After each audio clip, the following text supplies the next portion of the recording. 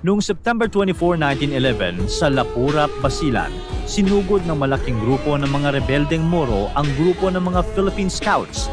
Marami silang napatumba, pero napaatras sila dahil sa isang tao na mula pa sa La Union, si Jose Nisperos. Ilang beses nasaksak ng mga Moro si Nisperos at tinamaan ng baril ang kanyang kaliwang balikat. Pero lumaban pa rin ito. Binunot niya ang kanyang rifle at pinaputukan ang mga Moro gamit lamang ang kanyang kanang braso kahit nahihirapan na siyang gumalaw mula sa kanyang mga sugat. Di nagtagal, napagtanto ng mga rebelde na hindi nila kaya si Nisperos kaya umatras na sila. Dahil dito, pinarangalan siya ng US Congressional Medal of Honor at siya ang naging pinakaunang Pilipino na nakatanggap nito.